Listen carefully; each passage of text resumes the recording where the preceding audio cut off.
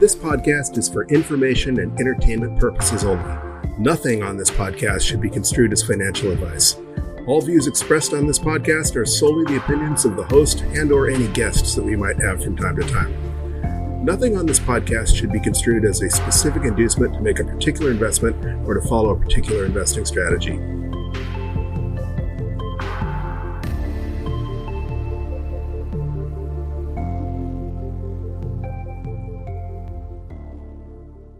Hello, you sexy sat stackers, and welcome to the latest episode of the Bitcoin Bulletin Podcast.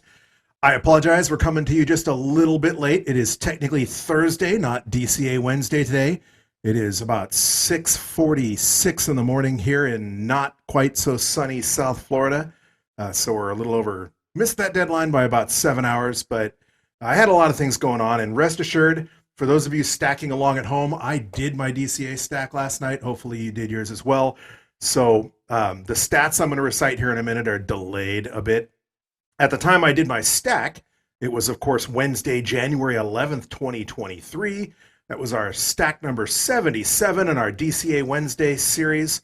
At the time, Bitcoin was sitting at a block height of 771,513, and the price had pumped up to $18,202. That's like a 1,400, 1,500-ish. Higher than last week, a significant price increase, or 5,491 sats per dollar, which was a just under 500 sat per dollar increase in the price of Bitcoin, or decrease in the cost of Bitcoin US dollar wise. Along those lines, Bitcoin's market capitalization has soared another 26.6 billion to 350.6 billion. It was 324 billion a week ago on Wednesday. And it had been hovering around the 320 billion range, $300 billion market cap since about the beginning of November. Really since last June, it had gone up a few times, I think as high as almost 400 billion, but that was just briefly, and then it came back down into the 300 and teens or $320 billion range. Along those lines, if you value your wealth in shiny yellow rocks, it will cost you 9.7 ounces of the yellow metal coins to purchase just one Bitcoin. Despite the fact that on a US dollar value, gold has been on a tear. It's not in all-time high territory, but last time I checked, it was well over 1,800 US dollars an ounce, and it had been at like 1,600 an ounce. So despite the fact that the price of gold is way up in US dollar terms, it is down in Bitcoin terms, costing you 9.7 ounces of gold for just one Bitcoin. And the mempool has just all of a sudden exploded. I don't know if that had anything to do with somebody consolidating or what the story was, because last night the mempool was 36 blocks worth of transactions pending in the mempool. That's just insane. It had been averaging like 3 blocks the last 3 episodes in a row. It was 3 blocks worth of transactions pending in the mempool. And of course, at nights and weekends it had been going down to less than a block. Currently, we're looking at about 14 blocks pending in the mempool. So about half of those have cleared out since then. That was interesting to see. I have not seen the mempool that busy in a long time. Along those lines, the fee estimator I'm looking at says that if you want to guarantee your on-chain Bitcoin transaction is included in the very next block, they're recommending a fee of 15 sats per byte. I was looking at transferring some sats from my Moon wallet last night, actually not to my Lightning node, well, to my Lightning node, but to the Bitcoin wallet on my Lightning node, because I wanted to use it to open another channel. And it freaked out when I tried to enter a 1 sat per byte transaction. I mean, it would have let me send it. Moon wallet would let you send a 1 sat per byte transaction, but it said that it was estimating it would take days to weeks for that transaction to clear. So I just aborted. I didn't send the transaction because I knew that would go back down in lieu of messing around with replaced by fee. And it is down a little bit. I have no idea how long it would take to clear out tonight, but I'm assuming if Bitcoin acts like it normally acts, unless something crazy happens this afternoon, we'll see Bitcoin go back down to where you can squeeze in the volume of Bitcoin settle back down to where you can squeeze in those 1 sat per byte transactions maybe later this evening. Did I mention it is extremely cold? I don't know if you can see. I'm actually playing around in my new studio. That's one of the things that's delayed a couple of my a couple of my more recent podcasts is I'm testing video. I don't know if I'm going to post video or not, but I'm sitting here staring into a video camera, recording this podcast in video and audio as an experiment. But it is freaking cold. It is 51 degrees in my studio right now, and I can freaking see my breath. I have air conditioning in my studio, but because I'm on the beach in Florida, I don't have a heater. So maybe I need to move an ASIC in here. Huh? Anybody got a spare Antminer S9 I can borrow for a couple of days until this nonsense clears up? It's supposed to get even colder in the next couple of days. I think they were saying the low is going to be 43 tomorrow night. So hey, you guys up north, keep that shenanigans to yourselves, will you? All right, back to those transactions and statistics. The transaction volume of Bitcoin, the statistic I like to follow, Bitcoin's 24-hour on-chain transaction rate average is up significantly from last week. Last week wasn't too shabby. There were 3.30 transactions per second, and that's usually indicative of a pretty healthy on-chain activity. Right now, we're looking at 3.45 transactions per second. That is just zooming, and that is cool. And usually that as we've said before, usually in my experience, that has corresponded with an uptick in Bitcoin price. Maybe that's why the mempool is so full. People are starting to FOMO in, because if you remember, I'm not the only one here, but I've been saying, regardless of whether you buy Bitcoin at 15 or 16 or 17, as long as you're buying under the previous all-time high of 69,000, in the not-too-distant future, you're going to look back on these as cheap sats. But there were so many of you out there convinced that Bitcoin's going to go lower. And who knows? I don't have a crystal ball. Bitcoin might go lower. You might get those 15,000. Who knows? You might even get $10,000 Bitcoin. But you can't guarantee it. The only thing you can guarantee is that you can stack more sats right now at the current price. And so maybe people are FOMOing in. I haven't really researched a whole lot into that. Again, it's only 6:50 in the morning here. That's pretty busy considering, Europe is awake and doing business, but most of the United States is still asleep. And a lot of the on-chain transaction volume takes place in the United States. I know places in Africa, et cetera, are just whooping our fannies when it comes to Bitcoin adoption, peer-to-peer transactions, et cetera. But not a lot of that isn't on-chain transactions. They're using either Lightning or they're swapping with, like in Bitcoin Beach, they have their own wallet. I mean, it's both Lightning and they have their own wallet. Of course, Bitcoin Beach in El Salvador, not Africa. But you understand my point. And technically, the people in Bitcoin Beach are probably asleep right now as well. Are they on U.S. Central Time? I forget. Central America and Mexico have some weird times. I used to live in Arizona, and when I would cross over the border from Arizona into Mexico, all of a sudden I'd be an hour different, even though I was due south because they were on Pacific Time. But other parts of Mexico were not. And quite honestly, I haven't paid attention to what time zone El Salvador is on. So all I know is it's probably later and a lot darker than here, and the sun isn't even up here yet. All right, so last time we spoke, we had just had a Bitcoin mining difficulty adjustment of a minus 3.6%. Part of that was because you remember we had that huge winter storm in Texas, and a lot of the miners, the commercial miners in Texas, did exactly what they promised to do. That is, they shut their mining operations down so that power could be used for homes and other businesses. So they wouldn't have blackouts, brownouts like they had a couple winters ago. And it functioned exactly as intended. And that's not to say that there weren't power issues in Texas, but it wasn't Bitcoin's fault. And as a result, about 30% of Bitcoin's network hash rate shut off. So we're seeing a lot of hash rate in Texas.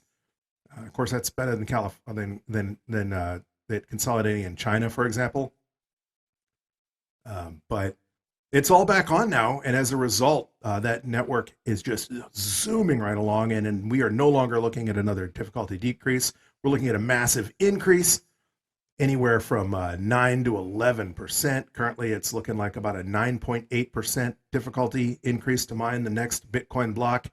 That's about 3 days from now. It's looking like it's going to be on January 15th. Last week, it was looking like that was going to be on January 17th. So that's how fast those blocks have been zooming in.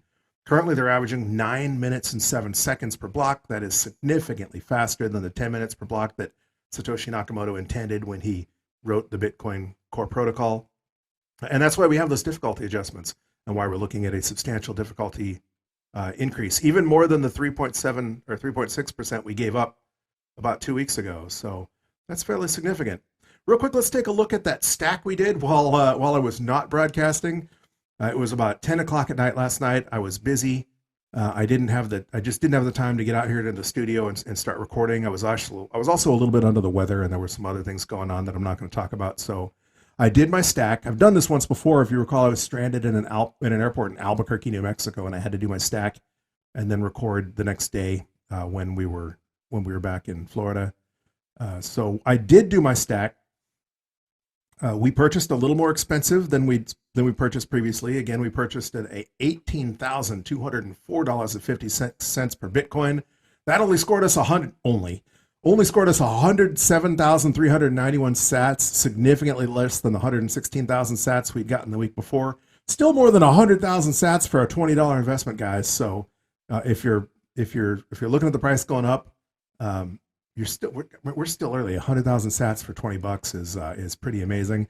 If we do get hyper Bitcoinization one day, and if Bitcoin hits $1 million a coin, what that translates into about a penny per sat. So 100,000 sats would be $1,073.91. That'd be a pretty hefty return. But there are those predicting an even higher price for Bitcoin. Was it Fidelity? One of the institutions out there predicted $1 billion Bitcoin in the next 10 years. Well, that would just be amazing. I'm not hanging my hat on $1 billion Bitcoin, but $1 million Bitcoin wouldn't be too hard to believe. And if we can go to 1 million, maybe we can go to 10 million. And at $10 million a coin, that's dollar sat parity, right? So that'd be $107,391 for just $20 of the Bitcoin. And that might seem ridiculous, but if you remember in the 2017 bull run, every news article out there, every story about Bitcoin was saying, if you'd only invested $20 in Bitcoin, 8 years ago, you'd be a millionaire today. Well, that's how that happens, and as Bitcoin adoption grows, the number go up technology behind Bitcoin is such that as adoption grows, remember there's only going to ever be 21 million Bitcoin total. So as more people are using Bitcoin, as more businesses are using Bitcoin, if banks or countries start using Bitcoin to settle their debts, that Bitcoin's going to get a lot more scarce, a lot more sought after. And of course, anything that's more scarce and more sought after is more expensive. Think rare bottles of wine, Rolex watches, Banksies. It's not something that's unique to currencies. It's unique to scarce objects in general. And that is the genius of, the decreasing miner reward payout. That, speaking of which, we're zooming in on the next halving. At the time of this recording, we're about 68,000 blocks away from the next halving. And that's going to be anywhere between March and June of 2024. And that means that the amount of Bitcoin mined by miners each time they find a block, the new Bitcoin rewarded to miners, not the fees, but the brand new, technically all Bitcoin has always existed since the code was launched, but it's not issued, it's not rewarded to miners until they find a block. And sometime a little over a year from now, the amount of Bitcoin given to miners for finding a new block is going to get cut in half. When that happens, there's going to be less Bitcoin for miners to sell. Keep in mind, a large portion of the Bitcoin that's out there available for you to buy right now, for you to add to your stack, is coming when large companies like Riot or Marathon, or even some home miners. Most home miners I know are stacking all their sats, but some have to sell to, whether it's for an expense or whether it's just to cover their operating expenses or some huge personal business expense. But miners, they have to sell. When you've got $1 billion operation, you've got, if you're running 40,000 or 100,000 ASICs, you've got a really heavy duty electric bill. And unless you just keep going into debt to finance that electric bill, they got to sell some of their Bitcoin. And they've sold a lot of Bitcoin in the last year. And the amount of Bitcoin that will be available for them to sell is going to be cut in half. And that is why, at least I believe that is why we have seen every 4 years a bull run about 6 to 18 months after the halving, where Bitcoin sets a new all-time high. If history repeats or even rhymes, that halving is going to be in March, April, May, or June of 2024. And man, if you haven't been around for a halving, it's exciting. The 2020 halving was a little different because we had the virus and the world was locked down and people couldn't travel. But right before March of 2022, people were planning on huge halving parties all over the world. One of the biggest I knew about was going to be in Tel Aviv, Israel, but they were everywhere. They were in Germany, they were in San Francisco, Los Angeles, before California completely barricaded itself off. And it's going to be the same way. If you have not been through a halving, it is exciting. It's kind of like a holiday that only happens every 4 years, so it's bigger than Christmas to the average Bitcoiner. And then just the FOMO is going to kick in. People are gonna realize that they should have stacked that $16,000 Bitcoin, just like in 2020. People realized they should have stacked that $3,000 Bitcoin. And if history repeats, we're gonna go blowing right past 69,000 to who knows where, but it'll be higher than 69,000. Usually, well, the last halving we had, our previous all-time high was less than 20,000, so it was like really 17 or 18,000, depending on where you get your data. But let's just say 20. And then the new all-time high was 69,000, so round up to 70. So Bitcoin went from 20 to 70, which is more than 3x. So if Bitcoin 3x is its all-time high again, that's 70 times 3 is 210,000. So $150,000 to $250,000 is not out of the realm of possibility. Of course, we saw institutional FOMO during the 2020 halving, but nothing like we're gonna see, because a lot of the on-ramps and a lot of the infrastructure for these financial institutions didn't exist yet, and they're still building. They're still building their network infrastructure. They're still learning. They're still building their custodial infrastructure. So their ability to FOMO in during the next halving bull run will be unlike anything we've ever seen. If you think the institutions are here now, you just wait. 2024 is going to be really exciting either way. And speaking of really exciting, the one thing that's keeping me nice and warm is I'm able to drink my this is not a sponsor, but I'm drinking a pot of New Mexico's Pinon Nut roasted coffee at his Red Truck Roastery or whatever. It's good stuff. If you haven't had it, it's really nutty. It's fantastic. I don't drink a whole lot of coffee. When I do, I like to drink really good coffee. Normally, I drink like 100% Kona blend. Drink it black, not because I'm a psychopath. Like if you've read those stories, it's people who prefer their coffee black tend to have psychopathic personality disorder or other sociopathic disorders. I drink it black because I saw all those health podcasts, health shows, health articles where they were talking about the health benefits of coffee, the antioxidants, and its ability to help streamline your blood sugar, help you lose weight, stay in shape, etc. And they all said that the minute you add any coffee or creamer to Bitcoin, it completely removes all of those health benefits. And in fact, sometimes it makes it worse. So I forced myself to start drinking my coffee black, and therefore I like it to have a little bit of flavor. And this New Mexico traditional roast Pinon coffee just got a little bit of nuttiness from those pinon nuts. It's fantastic. You also might have noticed I have a little bit of new swag here. Not only do I have my sexy new Space Coast Bitcoin hat, but my sexy new Space Coast Bitcoin coffee mug. Those are not available to the public yet, but they will be in the not too distant future on spacecoastbitcoin.com or whatever that website is. Once that stuff is available to the public, I'll make sure I definitely pimp it, because, hey, a lot of people that are into Bitcoin are also into tech, and this is the Space Coast here in sunny south central Florida, where when we go to the moon, literally we're going to launch from here. When we went to the moon last time, this is where we did it. And rocket scientists tend to be Bitcoiners, and Bitcoiners tend to be really in kind of space nerds. So I think it's really cool, and I'm sure a lot of other people will too. All right, so some of the things that were in the news. One of the things that was just everywhere the beginning of this week, Monday, Tuesday, even yesterday, was the Joe Rogan podcast, where he had that absolute imbecile on talking about how Bitcoin was finally crashing to zero because it was going to its intrinsic value, and basically everything he uttered was completely wrong. And everyone was up in arms about that. And Guy Swan on his Bitcoin Audible did a really fantastic point-by-point rebuttal of that Joe Rogan episode, as have many other people. It was an entire day's worth of conversation on the Cafe Bitcoin podcast, etc. My take on it's slightly different. This is good for Bitcoin. There's a lot of morons out there who believe that way, and he's not going to sway any Bitcoiners to think, oh my God, all this time I've been investing in something that's worthless. I don't think he's honestly going to sway anybody. What he's going to do is Joe Rogan has a huge, huge audience. More people listen to Joe Rogan than watch CNN and Fox News combined. It's just he's just the largest news source, the largest podcaster, the largest entertainment personality out there right now.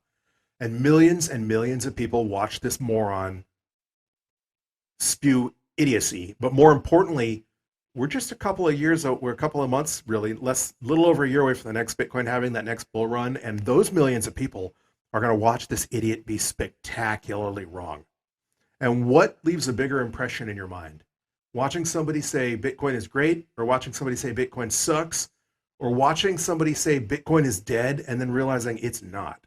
And that's kind of the dynamic that gets behind that FOMO of these 4-year halving cycles is, a lot of people, they pay attention to Bitcoin when their Uber drivers trying to tell them to invest, or when their entire family is trying to sell them Bitcoin at Thanksgiving or Christmas. And then they see it crash and they hear that it's dead and they just don't hear about it again, or they completely forget about it for 4 years. But then all of a sudden Bitcoin passes its previous all-time high, and all the news shows, all the networks, MSNBC, always all these networks, all these shows talk about Bitcoin and that how exciting it is and that it wasn't really dead. And people say, oh my God, Bitcoin wasn't really dead. Well, this guy's an idiot. And then they feel like I had the opportunity to buy, and I've got double FOMO. I feel like I'm triple missing out right now. So this ultimately, it's going to be good for Bitcoin. Speaking of morons, Jamie Dimon, the CEO of Chase Bank, was out there again hating on Bitcoin, and he called Bitcoin a Ponzi scheme. This isn't the first time he's hated on Bitcoin. 4 years ago, when we were leading up to the last halving, he said he would fire anybody that worked for him that had invested in Bitcoin, like even personally owned Bitcoin. He was very, very anti-Bitcoin, and he was out there calling it a Ponzi scheme again. But these big banks are hating on Bitcoin, but they're still building Bitcoin infrastructure. Chase is still bowing to their customer demand. JP Morgan, remember JP Morgan coined anybody? I mean, they've got their own freaking S coin. So they're not idiots. The people that are hating on Bitcoin are not that stupid. People think, well, they're so idiot. They're so stupid. I can't believe they're such idiots. I can't believe they don't see the value of Bitcoin. And they do. And I don't know whether a lot of people think it's because they're stacking their bags and they're trying to load up on as much Bitcoin as they can before they let the price rip. And then they'll have, these fat stacks, as Jesse Pinkman liked to say, of Bitcoin, or whether they just want to delay it and suppress it as long as possible because it's a threat to their business model, and they just want to milk out their exorbitant privilege as long as possible before the inevitable happens. But the inevitable is happening, and that's the true big news today. Yesterday, El Salvador announced the passing of its digital securities law, and this is gigantic. It does a couple of things. First of all, it reiterates their support for Bitcoin, and Bitcoin is the only legit cryptocurrency. It separates Bitcoin and crypto, and it says every other altcoin, every other cryptocurrency is a security and will be regulated and treated as such.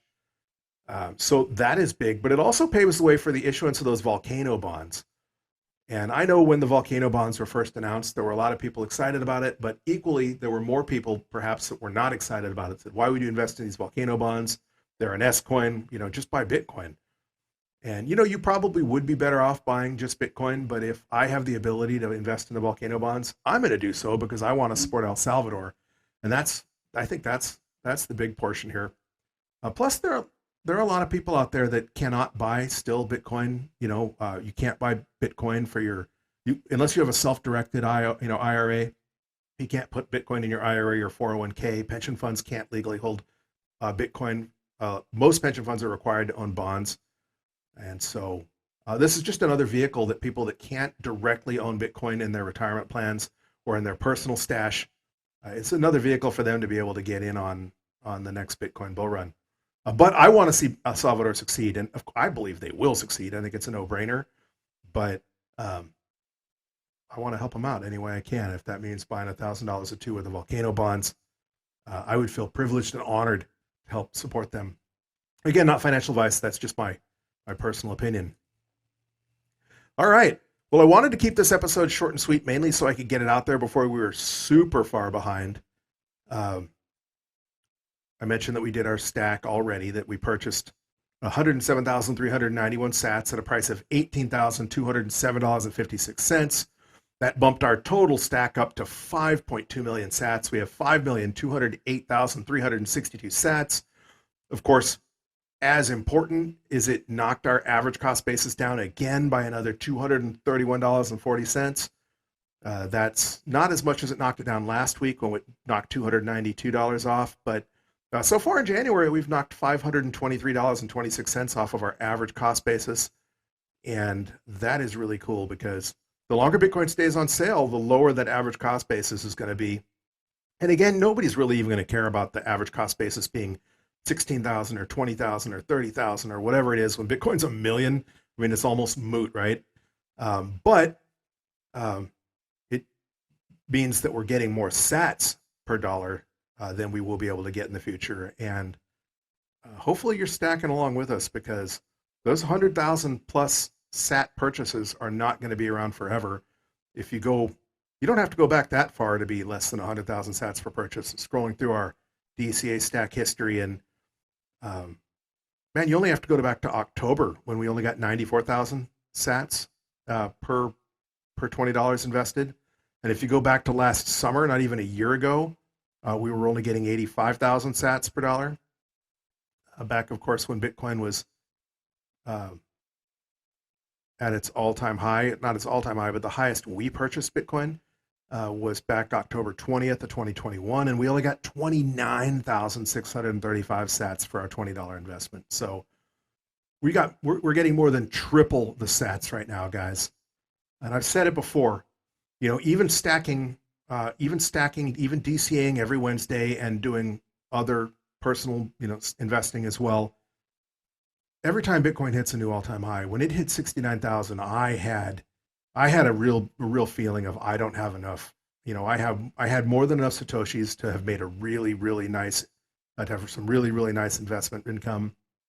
To have, I use that word investment. I know that's kind of a no-no in the Bitcoin community, especially among Bitcoin maxis, because it really isn't an investment. Investment implies I intend to sell it, and I don't. I intend to use it. But the amount of Bitcoin I'll have available to use, its purchasing power anyway, was going up, and I felt like my stack wasn't big enough. Like I had a decent stack. I could do some nice things with my Satoshis, but it wasn't intergenerational wealth. It wasn't like I could leave, you know, a legacy to my children or my grandchildren with it. And man, this last cycle wasn't my first cycle. I have no excuse. I'm not even class of 2017. I was literally like I should have been class of 2010. I was really into Bitcoin for its technology purposes when it first came out. I knew about it because I had a lot of friends from back in the day that were kind of in the hacking community, a lot of cypherpunks, and people that were into like other things on the internet which aren't necessarily legal where they're at. So I was exposed to Bitcoin, and I remember talking about Bitcoin with them and thinking it was absolutely genius. At no point in time did I think it was a Ponzi scheme. I didn't think it was going to 1 million one day. That thought hadn't even crossed my mind. I just thought, this is really amazing. It's really useful. I could see why I could use Bitcoin. But I had just opened up a brand new business. I had sunk my entire life savings into opening a small business. And I didn't have the time to do more than just a casual thought about it. But we'd get together and have cigars and whiskey and sit and talk about things. And Bitcoin is one of the things we talked about all the time. So I know what it's like to kick yourself for not getting in. And everybody buys Bitcoin at the price they deserve. And I got in a lot cheaper than the 18,000 that we're currently sitting at, but not as cheap as I could have. And so I know that regret feeling, and I don't want you to have that regret feeling. So again, not financial advice, but I want to impress upon the people listening that do your own research, make your own decisions. But if you believe in Bitcoin like I believe in Bitcoin, and you know Bitcoin's going to set a new all-time high again and again, not just this halving cycle, but the 2028 halving cycle till Bitcoin goes to the moon one day. Do you have enough sats? Are you going to have enough sats when it costs you $150,000 to buy a Bitcoin? If the answer is no, do yourself a favor and buy the amount of sats you feel comfortable purchasing that will make you happy, that will make you feel secure. And I know not all of us can. The more expensive Bitcoin gets, the harder that gets. But all of us can put away more Bitcoin than we're doing. So the one way to do that is DCAing. That's why I'm doing this podcast, to demonstrate that even if you only have $20 and even if you can only buy once a week, it does add up fast. You know, in less than 2 years, we've gone from $20 of the Bitcoin to millions, 5.2 million sats. And we did that just $20 at a time. Just because you DCA doesn't mean you also can't BTFD or stack a few more sats if you get a bonus or have a little bit extra money, or you sell that chair you don't need, right? Sell that old car and ride around on your moped like American Huddle. Just do yourself a favor, man. This is almost your last warning. Bitcoin might go sideways for a few more months, but it might not. It might go lower. Who knows? We might see $10,000 Bitcoin, but this 18,000 might be the last time you see it this cheap ever. And if it is, make sure you're in a position where you aren't kicking yourself. That's all I'm really trying to say here. All right, real quick, I do want to ask those of you who are out there following us to follow us on Twitter if you're not already. The podcast Twitter handle is @BTC Bulletin Pod on Twitter. I would like to increase that Twitter following because the more followers we have, the more likely people are to see our tweets. And the more people see our tweets, the more people are going to get orange pilled, right? Also, I want to hear what you have to say. So in addition to following us on Twitter, again, that's @BTC Bulletin Pod on Twitter, comment on some of those posts. Let me know what you think. What do you like about the podcast? What would you like to see changed about the podcast, if anything? If you want to support the podcast, of course, you can tip us on Twitter. You can also support the podcast directly through anchor.fm. If you heard the blurb that runs at the beginning of most of our podcasts, we are hosted on anchor.fm, and there is an anchor.fm support link where you can help support us. The easiest way you can support this podcast, the best way to support this podcast and any podcast, though, is by listening to your favorite Podcasting 2.0 app, listening on your favorite Podcasting 2.0 app, such as Fountain or Breeze. And one of the things you can do, the neat thing about Fountain is that you can earn Satoshis for listening to your favorite podcasts on Fountain. But you can also send a message to your favorite podcast, letting them know what you think. And that message, it's called a boost. That message is in the form of a lightning transaction. So I think the minimum tip, it was 100 sats. Maybe it's up to 500 now. It's still just pennies, right? But you can send us a boost. If you do send us a boost, we'll read it on the next episode of the Bitcoin Bulletin podcast. Again, we're not going to read a shill. We're not going to read anything that's going to get us banned or deplatformed. So it's within reason. We will read your boost on the next episode of the Bitcoin Bulletin podcast. But even if you don't boost us, listen on your favorite podcasting app. Listen on Podcasting 2.0 app. Make Fountain your new favorite Podcasting 2.0 app, because you'll earn sats just for listening. It depends on the day, how many sats are available to be distributed, and but I mean, some podcasts out there are promotions, and you can earn like 1,000 sats just for listening to a podcast. And then other days you might make 60 sats for listening to a podcast, but you're making free sats, right? And if you appreciate the podcast that you got those sats from, whether it's ours or anyone else's, you can share some of that with the content creator by sending them a boostagram. All right. Basically, that's all I wanted to talk about today. I wanted to keep this short and sweet. I wanted to make sure that you're stacking those sats, that you're continuing to grow that stack. Again, please follow us on Bitcoin Bulletin. Please follow us on Twitter at @BTC Bulletin Pod. And if you're not on Twitter and you want to say hi or send us some advice or let us know what you think, you can also send me an email. The email address for the show is bitcoinbulletin@protonmail.com. Again, that's bitcoinbulletin@protonmail.com. Hopefully we'll get another episode in before next Wednesday. We do, however, try to get an episode in every Wednesday. I failed in that regard by about 7 hours now. But I did get that stack in. So hopefully if you're stacking with us on Wednesdays and you saw our podcast hadn't popped up on your feed yet, that you went and did your stack anyway. But hopefully we'll see you before then. But if not, we'll see you next Wednesday and every Wednesday for those DCA stack episodes. But until that time, keep on stacking those sats, you sexy sat stackers.